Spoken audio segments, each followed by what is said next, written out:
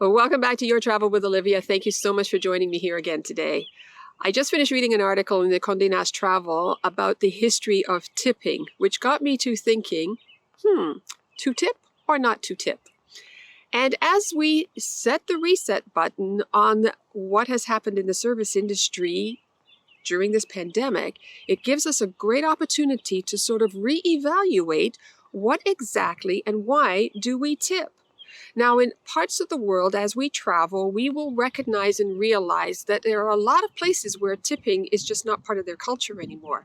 Now, maybe in parts of the world, it's okay to give and leave something, but it's not absolutely mandatory. And in some places, it can actually be considered an insult.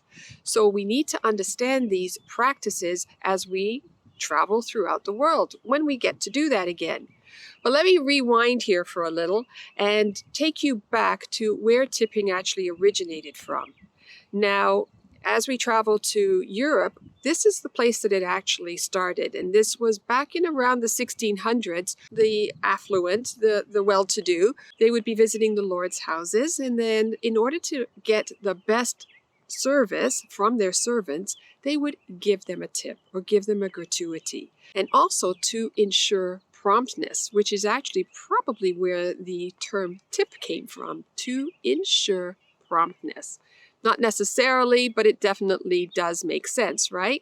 Well, then what happened was the dignitaries from America came over to Europe, adopted that practice, brought it back to North America. However, after the Civil War and emancipation happened, it now also became a way that they could get away with not having to pay the slaves anymore, because now everybody was supposedly treated equal.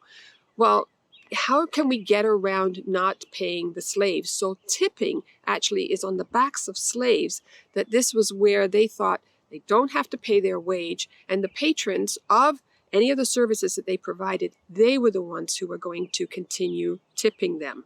And it continues today.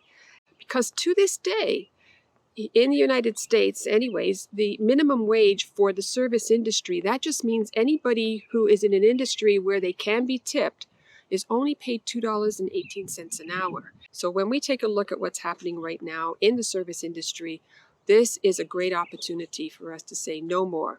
And that's why Joe Biden, as of last week, signed an executive order which is bringing the minimum wage starting in January of 2022 up to $15 federally. That'll be the minimum wage throughout. And by March of 2022, all companies, all restaurants, all service industries have got to meet that requirement. So now that leaves us to think that if they are brought up to the minimum wage, which is a significant pay increase to a lot of people, do we continue to tip? Now that is the question. Now, I have been one of those people that have never really ever agreed with tipping. And the reason is just not because I don't want to or feel that the person deserves it, but because in so many sectors out there, our doctors, our lawyers, our nurses, our dentists, our garbage man who picks up our garbage, all of these industries, we do not tip them. And that's because they're paid appropriately and adequately. So why is it that in the service industries that it is not met the same way? And that's just how I felt about it. So that's why I do tip, because that's the practice, but I've never wanted to. I never felt that it was necessary. Why should I have to pay their salary? And so put that in the comments section down below. How do you feel about tipping? And especially if we are going to be going to the minimum wage, do you think that they should still be tipped? People in the service industry. I'd love to hear your comments. I definitely know that this is going to be a really controversial topic out there. I just think that it's something that just needs to be addressed, just because as we travel and people travel to us, if they're coming from a place where they don't tip and they come here and they have to tip, well, that might leave a little bit of a sore spot to them as well. Let's see how this all works out after the pandemic, because we are coming to an end. We are getting through it. I can see a light at the end of the tunnel as we all start to get our vaccines. I know I just got mine. I hope you got yours too. And that's the answer to all of this, we hope. Cross your fingers, okay? Always a pleasure. Always great to be here and to see you guys. And I look forward to seeing you again in the next video. Ciao, adios. Have yourself a wonderful week and stay safe.